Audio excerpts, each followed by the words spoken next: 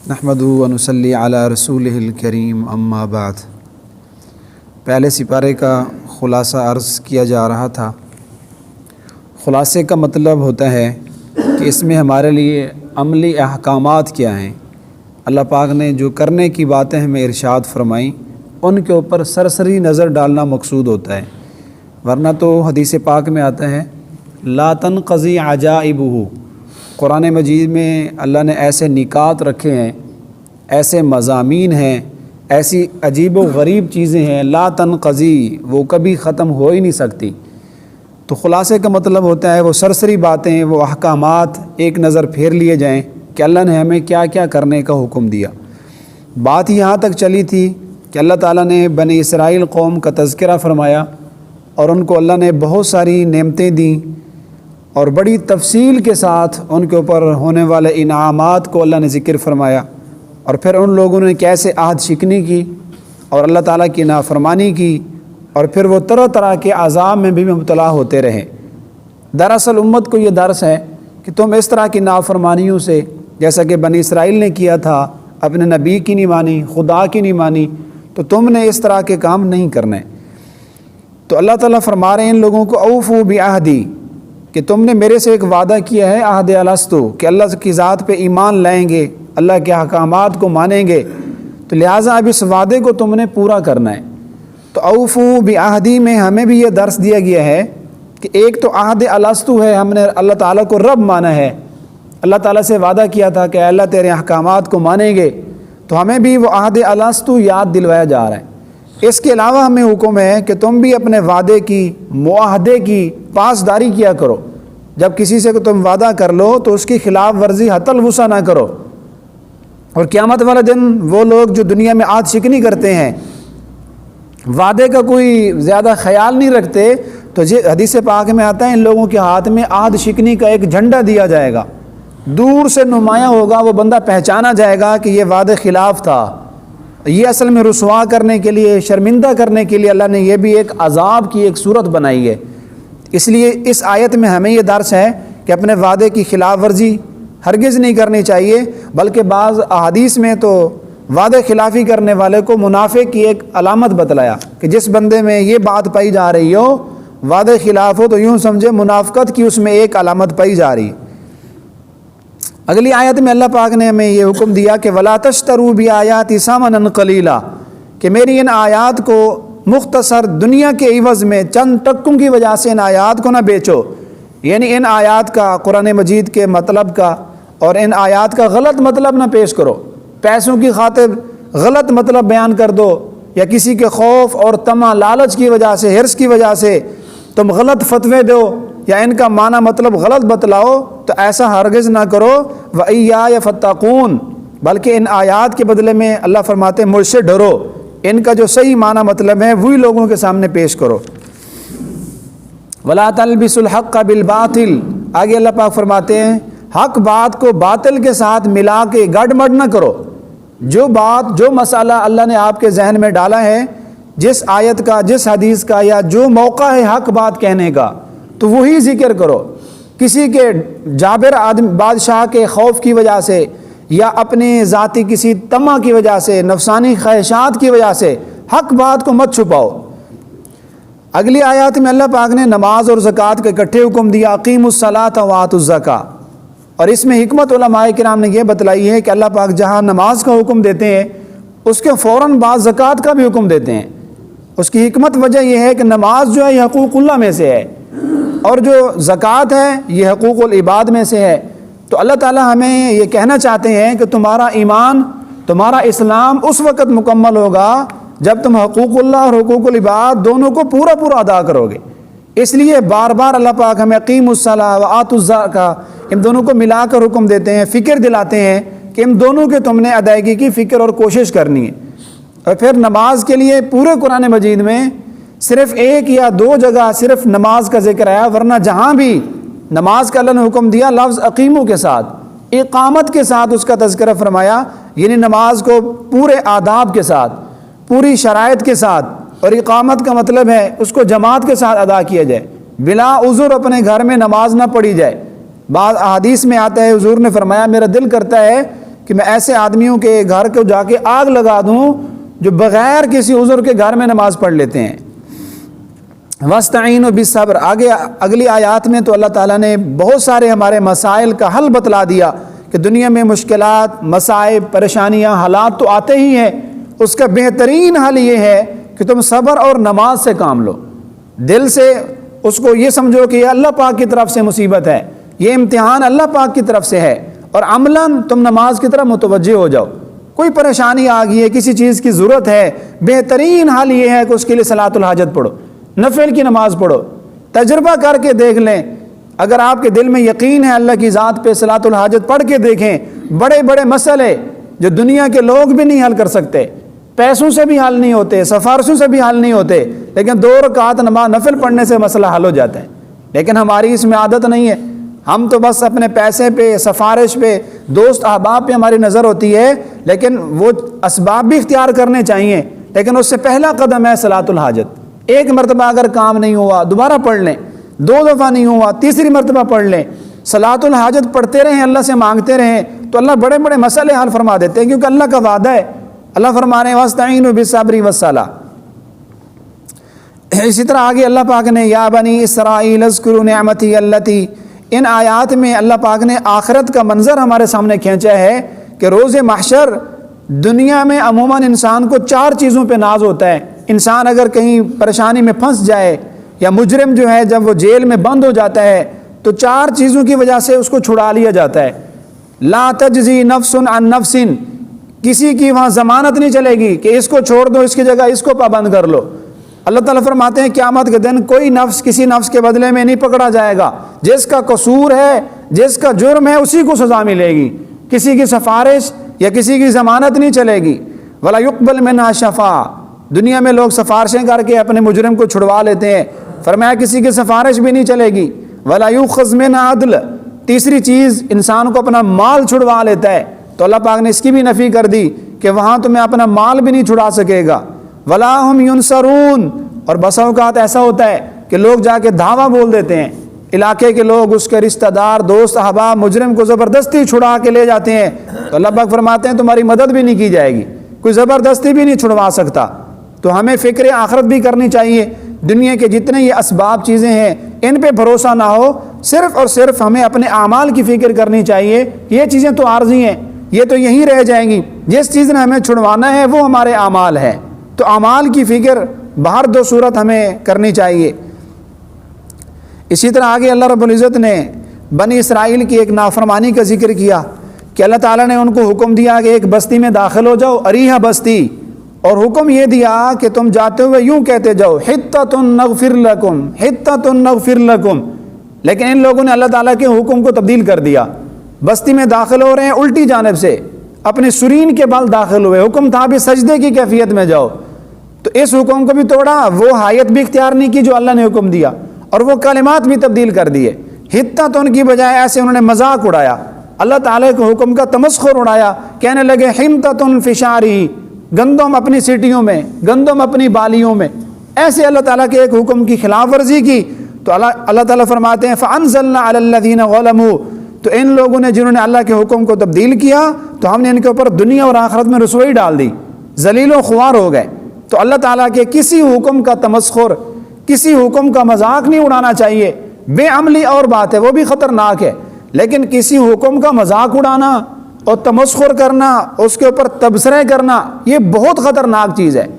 ایک بہت بڑے محدث کے بارے میں آتا ہے کہ وہ ایک مرتبہ نماز پڑھ رہے تھے، تو انہوں نے ایک حدیث میں پڑھا ہوا تھا کہ جب آدمی سجدے میں گیا ہوا ہو تو امام سے پہلے اپنا سر اوپر نہ اٹھائیں، حدیث میں آتے ہیں ورنہ اس آدمی کا سر گدھے کا سا ہو جاتا ہے، گدھے جیسا اس کا سر بن جاتا ہے۔ تو اس کے دل میں ایسے خیال آیا تو وہ آزمانے لگ گئے، انہوں نے سر اوپر اٹھا کے دیکھا، دیکھوں ہوتا بھی ہے کہ نہیں، اللہ تعالیٰ کی قدرت کو آزما رہے تھے، تو امام سے پہلے سر اٹھایا تو ان کا سر گدھے کا سا ہو گیا۔ لکھا ہے کئی روز تک وہ حدیث پڑھانے آتے تھے، اپنے منہ کے اوپر کپڑا ڈال کے آتے تھے، بڑی اللہ سے توبہ استغفار کی، پھر اللہ تعالیٰ نے دوبارہ ان کی حیت جو ہے اسی طرح بنا دی جیسے پہلے تھے۔ تو ہمیں اس میں حکم یہ ہے، اس میں احتیاط یہ ہے کہ اللہ تعالیٰ کے کسی حکم کا، کسی حدیث کا، کسی آیت کا ہم لوگوں کو مذاق نہیں بنانا چاہیے۔ اگر کبھی زبان سے ایسے جملے بول دیے جائیں تو اس کے اوپر خوب توبہ استغفار کرنا چاہیے۔ آگے بنی اسرائیل کو اللہ تعالیٰ نے ایک نعمت دی تھی کہ آسمان سے ان کے لیے کھانا اترتا تھا اور صبح و شام جو ہے دسترخوان لگتا تو پکے پکائے کھانے کھاتے تھے. اللہ کا کتنا بڑا انعام تھا. لیکن اس نعمت میں بھی ان لوگوں نے ناشکری کی اور کہنے لگے فادع لنا ربک یخرج لنا مما تنبت الارض. یہ پکا پکایا کھانا اس پر ہمارا گزارا نہیں ہے. روزانہ ایک ہی طرح کا کھانا آتا ہے. اب ہم کیا کریں گے؟ زمین میں خود اپنا حل چلائیں گے, زمین میں خود جا کے اپنے لہسن, دالیں, پیاز, ترکاریاں, سبزیاں خود اگائیں گے, خود کھائیں گے. تو جب انہوں نے یہ ناشکری کی تو اللہ تعالیٰ نے وہ نعمت واپس لے لی. تو اس میں ہمارے لیے درس اور واعظ یہ ہے کہ اللہ تعالیٰ نے جو نعمتیں دی ہوئی ہیں یہ نہیں کہنا چاہیے کہ اللہ تعالیٰ مجھے یہ نہ دیتا یہ دے دیتا. اس سے بس اوقات اللہ تعالیٰ وہ نعمت بھی واپس لے لیتے ہیں. ناشکری اللہ تعالیٰ کو یہ پسند نہیں ہے. بس اوقات اللہ تعالیٰ کسی کو بیٹیاں دے دے تو وہ ناشکری کرتے ہیں کہ اس کی جگہ میں بیٹا ہوتا. پہلے بھی 3 بیٹی ہیں, اب اللہ پاک نے 4تھی بیٹی دے دی ہے. 5 ہیں, اب اللہ پاک نے 6ٹھی دے دی ہے. تو یہ تو اللہ تعالیٰ کی قدرت سے ہو رہا ہے. یہ بھی تو ہو سکتا تھا کہ اللہ اس کو بیٹیاں بھی نہ دیتا. تو بیٹے اور بیٹیاں دینا یہ اللہ تعالیٰ کی محض قدرت ہے. کسی بھی نعمت کے اندر قیل و قال, بے جا اعتراضات, اللہ تعالیٰ کے گلے شکوے, یہ اللہ تعالیٰ کے عذاب کو دعوت دینے والی بات ہے. اسی طرح آگے اللہ پاک نے بنی اسرائیل کا وہ گائے والا واقعہ ذکر کیا جو میں نے شروع میں عرض کر دیا تھا کہ ان کو جب اللہ تعالیٰ نے گائے ذبح کرنے کا حکم دیا تو انہوں نے طرح طرح کے اعتراضات شروع کر دیے. گائے کیسی ہونی چاہیے, اس کا رنگ کیا ہونا چاہیے, کتنی موٹی تازی ہو. تو یہ سوالات کرتے گئے اور پھنستے گئے. جسے کہتے ہیں بال کی کھال اتارنا, ہندی کی چندی نکالنا. جب کہیں بات چل رہی ہوتی ہے نا تو پھر یہ کہاوت چلتی ہے کہ اس کو بنی اسرائیل کی گائے نہ بناؤ. تو اس کا مطلب ہوتا ہے بس جب ایک بات آ گئی ہے آپ کے سامنے اس حکم کو پورا کر لو, پھر اس کے اندر چھوٹے چھوٹے کیڑے نکالنا یہ کیسے ہوگا, اس کا کیا مطلب ہے, یہ چیز کیسی ہونی چاہیے. تو بنی اسرائیل والوں نے بھی اپنے اوپر سوالات کرتے کرتے ایک چیز کو خود مشکل بنا لیا. حالانکہ محض حکم تھا کوئی گائے پکڑو اور ذبح کر دو. سوالات کرتے گئے تو اللہ تعالیٰ بھی قیدیں اور شرطیں ساتھ لگاتا گیا. تو بعد میں بڑی مشکل سے ان لوگوں کو وہ گائے ملی. تو بہتر یہ تھا کہ اللہ تعالیٰ کے حکم کو سر تسلیم خم کر لیتے. اس میں اپنے اعتراضات کرنا, بے تکے سوالات کرنا, یہ انسان کو مزید مشکلات میں ڈال دیتا ہے. اسی طرح آگے اللہ رب العزت نے ان لوگوں کے بارے میں بتایا کہ جو اللہ تعالیٰ کی کتاب کو, احکامات کو تبدیل کرتے ہیں اور اپنی طرف سے یکتبون الکتاب بایدیہم, احکامات کو خود گھڑ لیتے ہیں. ایک مسئلے کا, ایک حکم کا دین میں, اسلام میں تصور ہی نہیں ہے, وجود ہی نہیں ہے, بدعت. اور اپنی طرف سے کوئی مسئلہ, دین, حکم بنا کے لوگوں کے سامنے پیش کر دیتے ہیں. ثم یقولون ھذا من عند اللہ, تو بعد میں بدعتی, یہ مشرک جس نے خود دین مسئلہ گھڑا ہے, پھر بعد میں لیبل لگاتا ہے اللہ تعالیٰ کا, لیبل لگاتا ہے دین کا, اسلام کا, حالانکہ اس چیز کا نہ اسلام میں کوئی تصور ہے, نہ قرآن میں, نہ حدیث میں.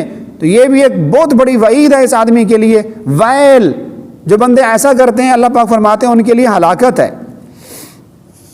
اسی طرح آگے اللہ رب العزت نے بہت ساری نیکیوں کا ہمیں ایک ہی صفحے پہ ایک ہی آیت میں حکم دیا کہ بنی اسرائیل سے ہم نے وعدہ لیا تھا ان باتوں کا. تو اس امت محمدیہ کو بھی اسی بات کا حکم ہے, لا تعبدون الا اللہ, کہ عبادت صرف اللہ کی تم نے کرنی ہے. وبالوالدین احسانا, والدین کے ساتھ احسان کرو. ذوی القربى, رشتہ داروں کے ساتھ, یتیم مسکین کے ساتھ. وقولوا للناس حسنا, اور لوگوں کو سیدھی بات کرو. یہ ہے ہمارے لیے اللہ تعالیٰ کا ایک واضح شفاف حکم, معاشرتی حکم جو اللہ پاک نے ہمیں دیا. معاشرے میں رہتے ہوئے ایک دوسرے کے ساتھ درست بات کرو. 2 نمبری, ملاوٹ, دھوکہ, یا منہ پہ کچھ ہو آپ کے دل میں کچھ ہو, اس بات کا اللہ نے, اسلام نے ہمیں حکم نہیں دیا. جو بات کر رہے ہو, جو آپ کے دل میں ہے, زبان پہ بھی وہی لاؤ. لوگوں کو درست بات کرو. اور درست بات کا ایک مطلب یہ بھی لکھا ہے کہ جب تم کسی کو دعوت دے رہے ہو, کہیں واعظ کر رہے ہو, تبلیغ کر رہے ہو, تو نرم لہجے میں, بڑے خوبصورت انداز میں اسے بات کرو. اس انداز میں بات نہ کرو کہ سامنے مخاطب جو ہے وہ اکڑ جائے یا وہ نافرمانی پہ تل آئے. فرعون سے بڑا نافرمان, اکڑ مزاج کون ہو سکتا ہے؟ اللہ تعالیٰ نے جب موسیٰ علیہ السلام کو ان کی طرف بھیجا تو اللہ پاک نے فرمایا وَلَا تَنِيَا فِي ذِكْرِي, ایک تو میرے ذکر میں کمی نہیں آنے دینی, دوسرا قُولَا لَهُ قَوْلًا لَيِّنًا, فرعون کے سامنے جب جاؤ تو بڑی لین, نرمی کے ساتھ, دھیمے لہجے میں بات کرنا. اس لیے کہ وہ ہے تو دنیا کا بادشاہ, اپنے آپ کو سب سے بڑا رب کہتا ہے. تو بہرحال سیدھی بات کا ایک مطلب یہ بھی ہے کہ لوگوں کے ساتھ جب تم پیش آؤ تو نرمی سے, نرم لہجے سے ان سے گفتگو کرو. اسی طرح اللہ رب العزت نے آگے ان لوگوں کے بارے میں ذکر فرمایا اولئک الذین اشتروا الحیات الدنیا بالآخرہ، کہ کچھ لوگ تو ایسے ہیں کہ انہوں نے سب کچھ دنیا کو ہی سمجھ لیا ہے، انہوں نے یہ سمجھا کہ ہم نے مرنا ہی نہیں ہے، تو وہ آخرت کی زندگی کو ان کے بدلے میں دنیا کی زندگی کو خرید رہے ہیں۔ بس سب کچھ انہوں نے سمجھا ہوا ہے کہ دنیا میں کھا پی لیں، ہم نے مرنا تو ہے نہیں، آخرت کو بھول چکے ہیں۔ تو اس میں بھی اللہ تعالیٰ ہمیں فکر آخرت یاد دلوا رہے ہیں کہ دنیا کی زندگی کو نہ خریدو، یعنی اس کو اتنی ترجیح نہ دو، اصل زندگی تو وہ آخرت کی زندگی ہے۔ آگے اللہ رب العزت نے ان لوگوں کے بارے میں فرمایا کہ جو لوگ آیات کی تکذیب کرتے ہیں اور آیات کا انکار کرتے ہیں تو اس کا بڑا نقصان یہ ہے فَفَرِيقًا كَذَّبْتُمْ وَفَرِيقًا تَقْتُلُونَ، کہ جو لوگ اللہ کے احکامات کی نافرمانی کرتے ہیں تو پھر اس کا نتیجہ یہ ہوتا ہے اللہ کے حکموں کی عدولی کر کر کے ایک فریق جو ہے وہ تکبر میں آ جاتا ہے۔ تو ان احکامات کی نافرمانی کا ایک صلہ یہ ہوتا ہے کہ انسان مسجد سے دور، مدرسے سے دور، علماء سے دور، نماز نیکیوں سے دور، تو ایسا ایسا اس کے دل میں تکبر آتا جاتا ہے، اور تکبر یہ سب سے بڑی خطرناک بیماری ہے۔ اللہ پاک فرماتے ہیں تکبر میری چادر ہے، جس نے اس کو اتارنے کی کوشش کی تو اس نے سمجھو کہ میری عزت مجھ سے چھیننے کی کوشش کی ہے۔ بہرحال تکبر والا بندہ اللہ تعالیٰ کو بالکل پسند نہیں ہے۔ تواضع اختیار کرنی چاہیے، اپنے آپ کو چھوٹا سمجھنا چاہیے، کسی کو سنانے کی بجائے اس کی سن لینی چاہیے، اسی میں بندے کی عزت ہے، اسی میں ہی ہمارے لیے آخرت کے اندر اللہ نے کامیابی رکھی۔ اور آگے اللہ پاک نے ان لوگوں کا تذکرہ کیا کہ جو جادو کا کام کرتے تھے۔ اللہ پاک نے فرمایا اور کہتے تھے کہ سلیمان علیہ السلام بھی جادو کرتے تھے، تو اللہ پاک نے فرمایا یہ جادو تو کفر ہے، جو میاں بیوی کے درمیان لڑائیاں کرواتے ہیں، خاندانوں میں فتنہ فساد ڈلواتے ہیں، یہ ناجائز قسم کے یہ جادو، یہ لوگ بلکہ جادو ہوتا ہی ناجائز ہے۔ تو اگر کوئی آدمی جادو کر رہا ہے اور لوگوں کے درمیان فسادات لڑائیاں کروا رہا ہے تو اس کو کفر سے تعبیر کیا۔ تو اللہ تعالیٰ فرما رہے ہیں ایسا کام کرنے والے فتنۃ فلا تکفر، یہ تو کفر ہے، اس سے پرہیز کرنا چاہیے۔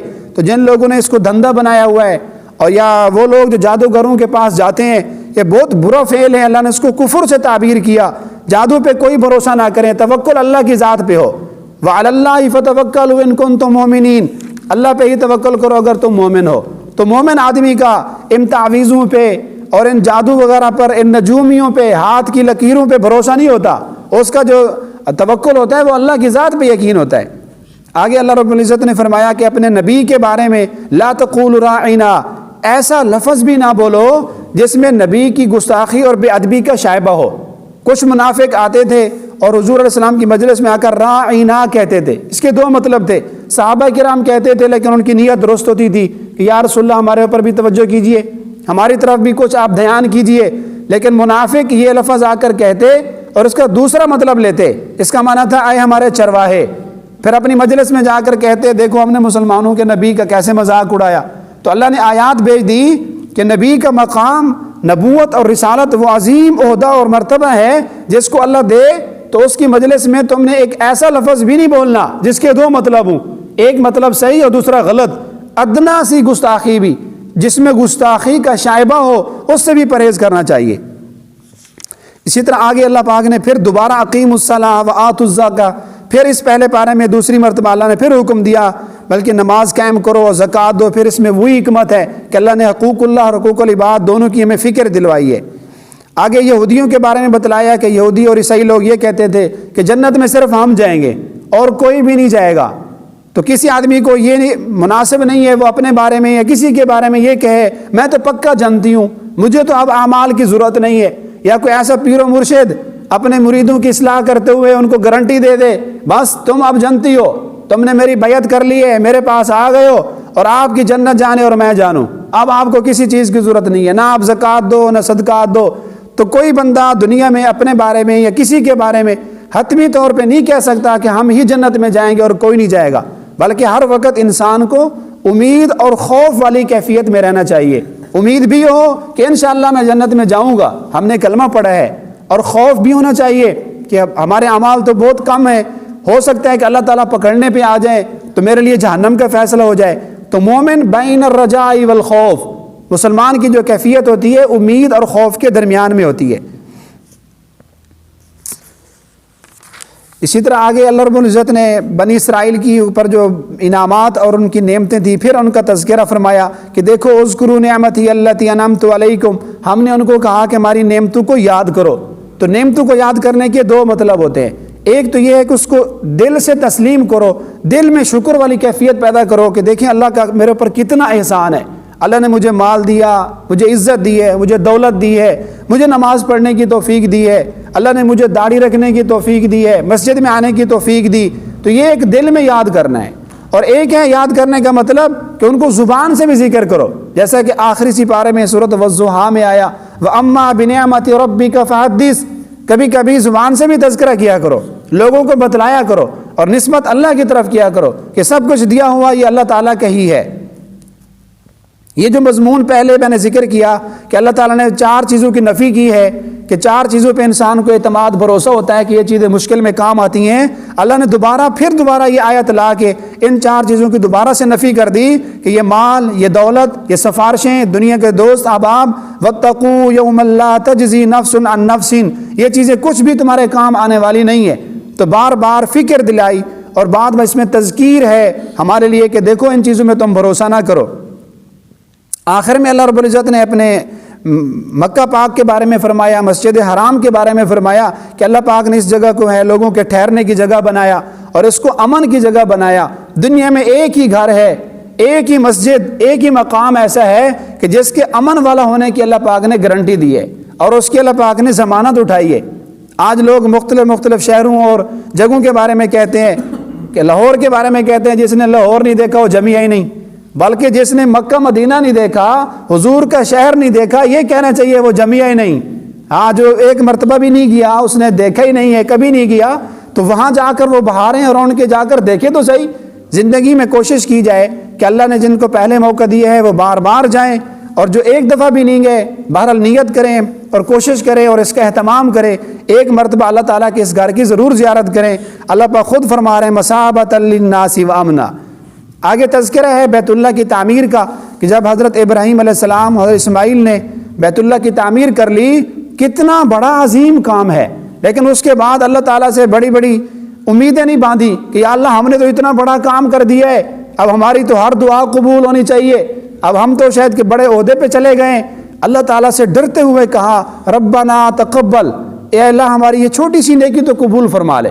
ہمارے لیے یہی درس ہے کہ اللہ جس نیک کام کی توفیق دے دے بس اس کو اللہ کی ذات کے لیے سمجھو، اور اللہ سے بعد میں بیٹھ کے دعا کرو کہ یا اللہ یہ تو کچھ بھی نہیں ہے، کتنے نیک لوگ تیرے آئے بڑا بڑا کام کر گئے، میں نے یہ چھوٹا سا کام کر دیا ہے، ربنا تقبل، اے اللہ اس کام کو ہم سے قبول فرما لیجیے۔ اگلی آیات میں حضور علیہ السلام کے جو مقاصد نبوت ہیں، حضور کی بعثت کے جو مقاصد ہیں اس کو ذکر فرمایا کہ ہم نے اپنے نبی کو دنیا میں بھیجا ہے یتلو علیہم آیاتی، ان کی پہلی ذمہ داری یہ ہے کہ قرآن مجید کی آیات وہ پڑھ کے لوگوں کو سنائیں، ویعلمہم الکتاب، اور اسی طرح قرآن مجید کی ان کو تعلیم دیں، والحکمت، اور حدیث پڑھ کے سنائیں، ویزکیہم، اور اپنی امت کا تزکیہ کریں۔ تو یہ نبوت کے 4 بڑے بنیادی مقاصد ہیں، قرآن مجید کی تلاوت، قرآن مجید کی تعلیم، حدیث کی تعلیم، ویزکیہم، اور ان کا تزکیہ نفس جو خانقاہوں میں ہوتا ہے۔ تو جو نبی کے وارثان ہیں علماء کرام، ان کی بھی یہی ذمہ داری ہے کہ لوگوں کے سامنے قرآن پڑھ کے سنائیں، قرآن کی تعلیم دیں، درس کی صورت میں، واعظ کی شکل میں، احادیث کا درس دیں، ویزکیہم، وقتاً فوقتاً ان کا تزکیہ بھی کرتے رہیں۔ اور آخر میں اللہ رب العزت نے صحابہ کرام کے بارے میں فرمایا کہ دیکھو جو تم ایمان لانا چاہتے ہو اور دنیا میں اس کی اگر مثل، اس کا آئیڈیل نمونہ دیکھنا چاہتے ہو کہ ہم کیسا ایمان لائیں، تو اس کے لیے آئیڈیل تمہارے لیے صحابہ کرام ہے۔ فَإِنْ آمَنُوا بِمِثْلِ مَا آمَنْتُمْ بِهِ، جو ان صحابہ کی طرح ایمان لے آئے گا فَقَدْ اهْتَدَوْا، بس وہی لوگ نجات پا جائیں گے جس کا ایمان صحابہ کرام جیسا ہوگا۔ وَإِنْ تَوَلَّوْا، اور جن لوگوں نے منہ موڑ لیا، صحابہ کو تسلیم نہ کیا، ان کو معیار حق نہ مانا، فَإِنَّهُمْ فِي شِقَاقٍ، یہ تو بہت بڑے جھگڑے میں پڑے ہوئے ہیں، یہ لوگ بہت بڑے اختلاف میں پڑے ہوئے ہیں۔ اللہ تعالی ہمیں بھی صحابہ کو معیار حق سمجھنے اور ان کے مطابق ایمان لانے اور عمل کی توفیق دے۔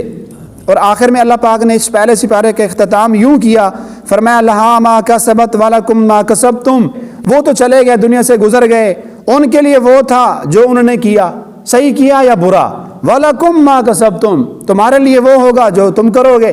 تو تم کسی اور امت کو اور لوگوں کے اعمال کو نہ دیکھتے رہو، تم اپنے بارے میں سوچو کہ تم نے اپنے بارے میں کیا کیا ہے۔ وَلَكُمْ مَا كَسَبْتُمْ، جو کچھ تم کر کے جاؤ گے اپنے لیے وہی تمہیں ملنے والا ہے۔ اور آخر میں اللہ پاک نے ایک تنبیہ کر کے ہمیں اشارہ کر دیا، دیکھو وَلَا تُسْأَلُونَ عَمَّا كَانُوا يَعْمَلُونَ، جو کچھ تم کر رہے ہو نا اس کا سوال تم سے ہوگا، جو وہ کر گئے اس کے بارے میں تم سے سوال نہیں کیا جائے گا، اور جو کچھ تم کر رہے ہو اللہ اس سے غافل نہیں ہے۔ وَمَا اللَّهُ بِغَافِلٍ عَمَّا تَعْمَلُونَ، اس آیت کا ہمیں ہر وقت اپنے اس کو سامنے رکھنا چاہیے، اس آیت کو یاد کرنا چاہیے کہ ہم جو کچھ کر رہے ہیں اللہ اس سے غافل نہیں ہے، جس جگہ میں بھی ہے۔ اس لیے انسان کو کوشش کرنی چاہیے کہ جان بوجھ کے کوئی گناہ نہ کرے، کسی گناہ کو چھوٹا سمجھ کے بھی نہ کرے، کیونکہ اللہ تعالیٰ کی یہ دھمکی بھی ہے، یہ حکم بھی ہے، دھمکی بھی ہے۔ جیسے بندہ دنیا میں کسی کو کہہ رہا ہوتا ہے مجھے سب پتہ ہے، جو تو کر رہا ہے نا میرے پاس ساری رپورٹیں ہیں، میں سب کو دیکھ رہا ہوں لیکن میں خاموش ہوں، تو یہ وہی انداز ہے۔ اللہ فرماتے ہیں جو تم کر رہے ہو نا میں غافل نہیں ہوں، مجھے سب پتہ ہے، بس میری حکمت ہے، کسی کو میں دنیا میں پکڑ لیتا ہوں اور کسی کو آخرت میں پکڑ لیتا ہوں۔ تو اس آیت کا مراقبہ کرنا چاہیے، اپنے سامنے رکھنا چاہیے۔ وَمَا اللَّهُ بِغَافِلٍ عَمَّا تَعْمَلُونَ، اسی لیے علماء کرام نے فرمایا انسان کو چاہیے کہ اپنی جلوت کو بھی پاک رکھے، اپنی خلوت کو بھی پاک رکھے، لوگوں کے سامنے بھی کوئی برائیاں نہ کرے۔ بالخصوص جب انسان خلوت میں ہوتا ہے، انسان کے تقوی اور ایمان کا اس وقت پتہ چلتا ہے جب کوئی دیکھ نہیں رہا لیکن یہ تصور ہو کہ میرا اللہ تو مجھے دیکھ رہا ہے۔